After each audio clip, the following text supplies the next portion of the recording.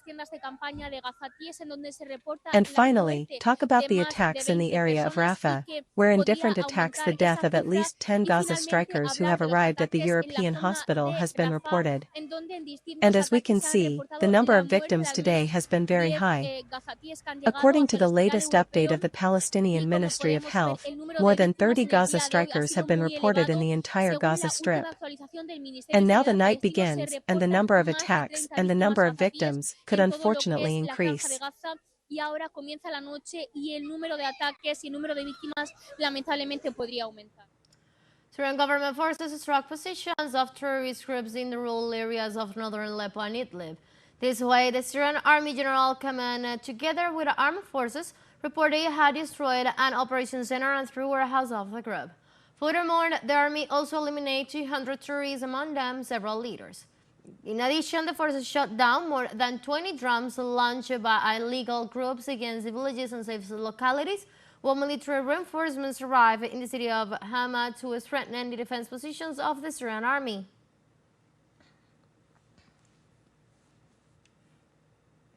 Meanwhile, at the UN, the Arab group condemned the terrorist attack on Aleppo. In addition, it expressed its support for the Arab Republic, confronting terrorist organizations as well as the crimes of the Israeli aggressions. Furthermore, the organization stressed the need to support efforts to restore security and stability in all regions of Syria.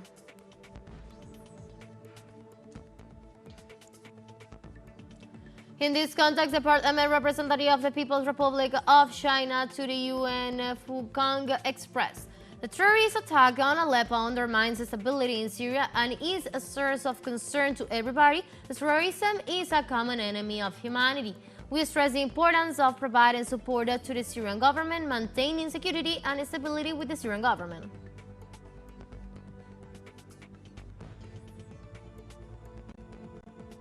In the same context, the spokeswoman of the Russian Foreign Ministry, Maria Zakharova, condemned the attack by Israeli groups in Syrian territory, which she denounced were carried out with the cooperation of the special services of Ukraine.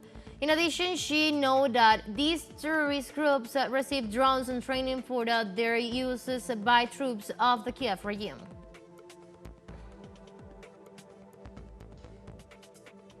And moreover, the Minister of Foreign Affairs of Cuba, Bruno Rodriguez, expressed Cuba's solidarity with the Syrian people through his social account on the social network X in a post that reads as follows: I spoke by telephone with Bassam Shabak, Foreign Minister of Syria. I reiterate the support and solidarity of Cuba to the Syrian people and government in the face of attacks by terrorist groups against several cities in the country and the need to preserve the sovereignty and territorial integrity of the fraternal nation.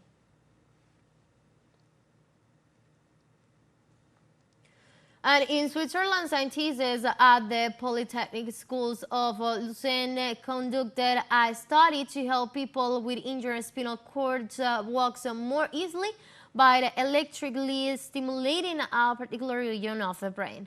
The research was conducted by a Swedish team that has pioneered several advances to help paralyzed patients walk again. The new technique is intended for people with spinal cord injuries where the connection between their brain and their spine has not been totally severed and who still have some movements in their leg. As part of the study, several trials were carried out with one of the patients involved saying that immediately is a big difference to his mobility. This groundbreaking discovery could revolutionize neuroscience, giving hope back to people with mobility impairment. At first, it was a big difference, but over time, with a lot of training and stimulation, muscle growth developed.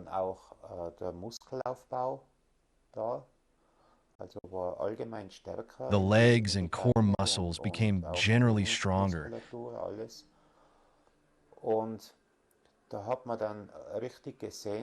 And you could really see that the progress was there even without stimulation. Yet, with many very rigorous experiments in preclinical models, we discovered that this region is essential to regain walking, and we could target the lateral hypothalamus with stimulation in order to have this immediate facilitation of walking and to apply it during rehabilitation, which led to the regrowth of nerve fibers that led to a sustained recovery of walking even when the stimulation was turned off. And with that, we have come to the end of this news brief, but you can find these and many other stories on our website at telesurenglish.net. You can also join us on our socials. We're on Facebook and X and on Instagram as well. For Telesur English, I'm from the south of Marrero. Thank you for watching.